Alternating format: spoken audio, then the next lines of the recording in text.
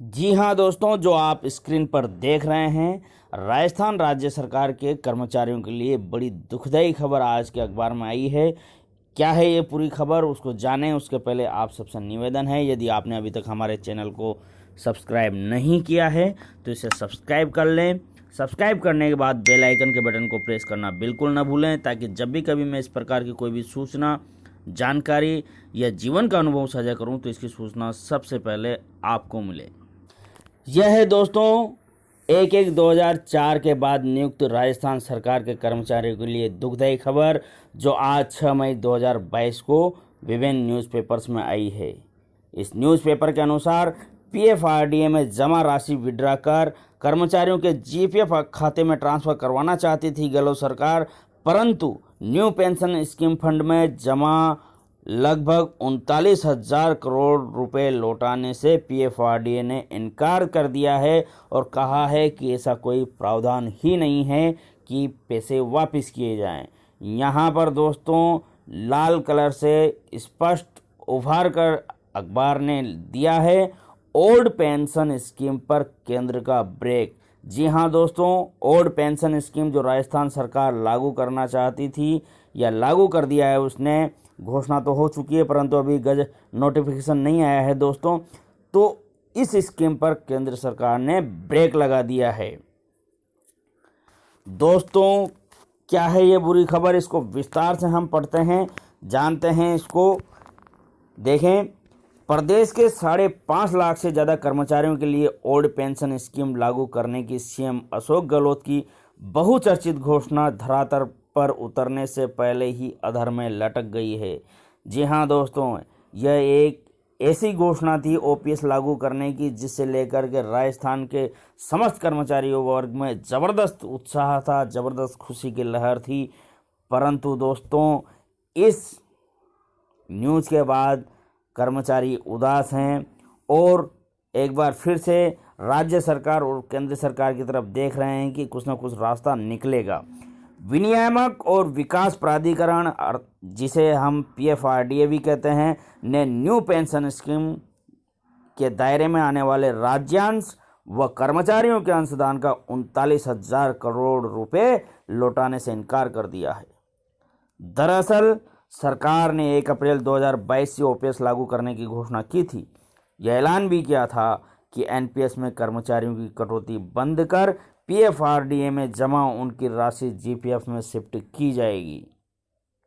इसके लिए वित्त विभाग ने 21 अप्रैल को पीएफआरडीए को पत्र लिखकर कहा था कि राज्य सरकार ने 1 जनवरी 2004 के बाद से एनपीएस के दायरे में आ रहे अपने कर्मचारियों के लिए ओपीएस लागू कर दी है। इसलिए कर्मचारियों ने जो अंशदान एनपीएस में दिया है, सरकार उसे विड्रा करना चाहती है। अब 2 मई को पीएफआरडीए ने जवाबी खत में लिखा है। क्या लिखा है खत में, देखते हैं दोस्तों, कि पीएफआरडीए एक्ट 2013 व पीएफआरडीए रेगुलेशन 2015 में एनपीएस योजना के तहत राज्यांश व कर्मचारी के अंश की जमा राशि को राज्य सरकार की रेवेन्यू रिसीट में लौटाने का कोई प्रावधान नहीं है।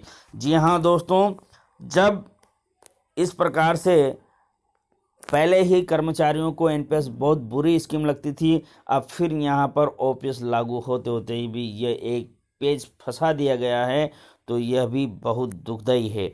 इससे राज्य सरकार को ज़बरदस्त झटका लगा है।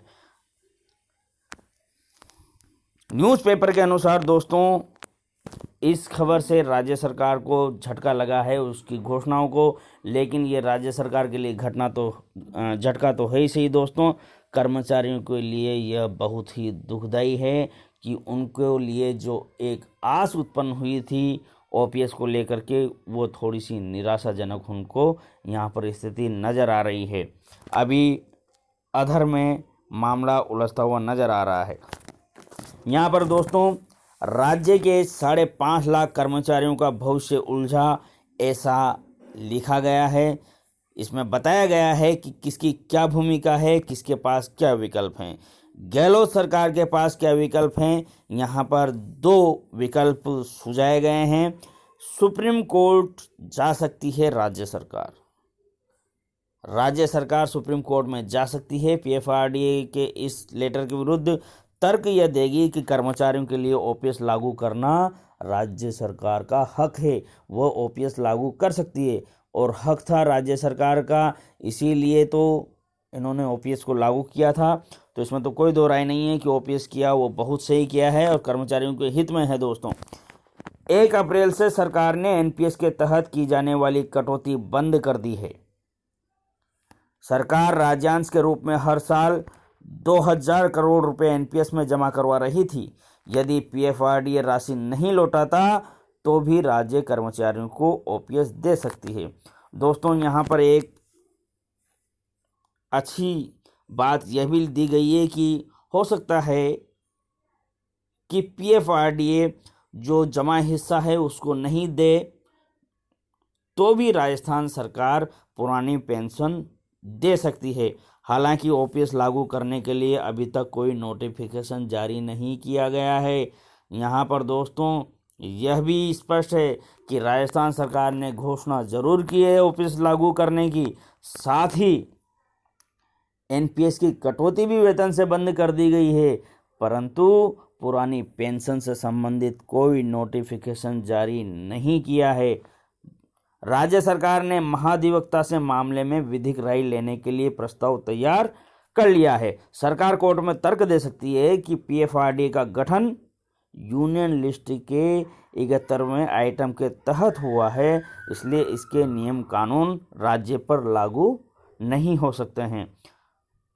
दूसरा ये भी विकल्प गहलोत सरकार के पास है। दोस्तों अब देखें दोस्तों पीएफआरडीए को क्या परेशानी है, पीएफआरडीए पैसा क्यों नहीं देना चाहता, ये यहाँ पर बताया गया है। छग व हिमाचल भी ओपीएस लागू कर चुके, 3 राज्यों ने एक साथ विड्रॉ किया तो 1 लाख करोड़ रुपए निकलेंगे। दोस्तों पीएफआरडीए ने जो राज्य सरकार का और कर्मचारियों का हिस्सा है वो सारा पैसा कहाँ लगाया हुआ है, शेयर मार्केट में लगा हुआ है। जैसा कि सभी कर्मचारी बंधु जानते हैं, अपनी CRA NSDL से हम लोग देख सकते हैं कि हमारा पैसा कहाँ कहाँ लगा हुआ है शेयर मार्केट में। जब वो शेयर मार्केट में लगा हुआ है, 3 राज्यों ने ओपीएस लागू कर दी है और जब वो सारा पैसा वापस लेंगे लगभग 1 लाख करोड़ रुपए, तो पीएफआरडीए ने जहां पैसा लगाया हुआ है वो वापस निकालने में उसे परेशानी महसूस हो रही है। मार्च 2022 तक पीएफआरडीए फंड में राज्यों का 3.60 लाख हजार करोड़ रुपए जमा था। राजस्थान के साथ हिमाचल व छग ने भी ओपीएस की घोषणा की है। यदि तीनों राज्य एक साथ पैसा विड्रा करते हैं तो बाजार से करीब 1 लाख करोड़ रुपए बाहर निकलेगा और शायद इस पैसे को पीएफआरडीए बाहर नहीं निकालना चाहता। एनपीएस में जो मौजूदा क्लॉज हैं उसमें पैसे निकालने के 3 विकल्प है। पहला विकल्प क्या है, यदि कर्मचारी वीआरएस ले लेता है तो उसे 80% राशि फिर से फंड में री इन्वेस्ट करनी होती है। दूसरा रिटायरमेंट पर क्या होगा, ऐसे में 40% राशि फंड में री इन्वेस्ट करनी होती है। मतलब आप वीआरएस ले लें या रिटायरमेंट ले लें, एनपीएस में जो आपको एनपीएस में जो आपकी राशि है उसका या तो 80% या 40% राशि आपको वापस से बाजार में री इन्वेस्ट करनी होती है। तीसरा, कर्मचारी की मृत्यु होने पर, ऐसे में परिजनों को फंड में जमा पूरी राशि मिल जाती है। केवल तीसरा विकल्प ही मात्र ऐसा है जिसमें कर्मचारी का पैसा उसको स्वयं को मिलता है और वह मात्र एक ही रास्ता है कि कर्मचारी की मृत्यु होने पर। तीसरा, यहाँ पर कर्मचारियों को सबसे बड़ा नुकसान क्या हुआ है। अब देखें दोस्तों कर्मचारियों के लिए क्या क्या नुकसान है। ओपीएस के आदेश अब तक जारी नहीं, एनपीएस कटौती से मिलने वाला इनकम टैक्स बेनिफिट भी बंद। एक तो दोस्तों ओपीएस की घोषणा मात्र की है राजस्थान सरकार ने, उससे संबंधित कोई नोटिफिकेशन नहीं आया है। अब जब नोटिफिकेशन नहीं आया है तो ओपीएस लागू नहीं हुई है, भले ही एनपीएस की राशि कटना बंद हो गई है। अब जब इनकम टैक्स आप भरेंगे दोस्तों तो जो एनपीएस की राशि है वो आपको वेतन में मिल रही है तो वह उससे आपका इनकम टैक्स भी बढ़ जाएगा।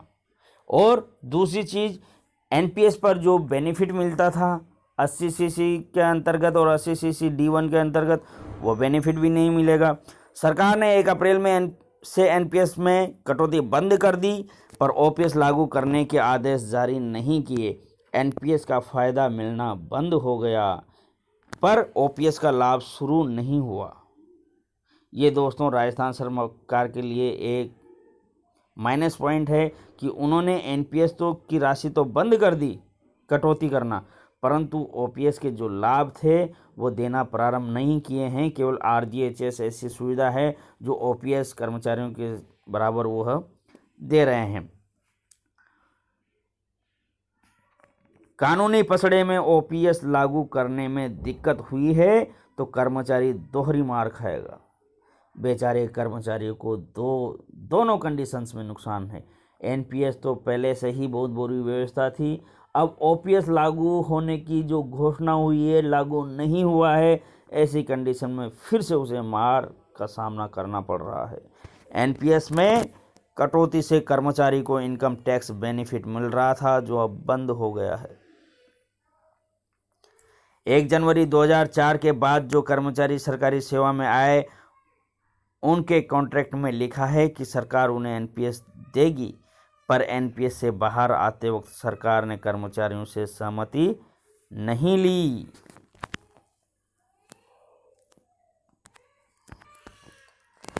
एनपीएस में भी सबसे अधिक फंड जमा करने वाला राज्य है राजस्थान। एनपीएस में कर्मचारियों के मूल वेतन का 10% व इतनी ही राशि राज्य सरकार अंशदान के रूप में पीएफआरडीए के फंड में जमा करवाती है। 18 साल में राजस्थान ने इस फंड में 28,000 करोड़ रुपए जमा करवाए हैं। ब्याज सहित यह राशि 39,000 करोड़ रुपए होती है। तो दोस्तों ये थी पूरी दुखदायी खबर जो कि आज के न्यूज़पेपर में आई है। हम आशा करते हैं दोस्तों कि राजस्थान सरकार जल्द ही कुछ न कुछ इसमें कदम उठाएगी और नोटिफिकेशन जारी करेगी। और हम तो एक कर्मचारी होने के नाते मैं राज्य सरकार के साथ साथ केंद्र सरकार से भी निवेदन करता हूं कि वह भी पीएफआरडीए को इस बात की स्वीकृति दे कि वो कर्मचारियों का हिस्सा उनको वापस दे, ताकि जीपीएफ अकाउंट में वह पैसा वापस जमा हो।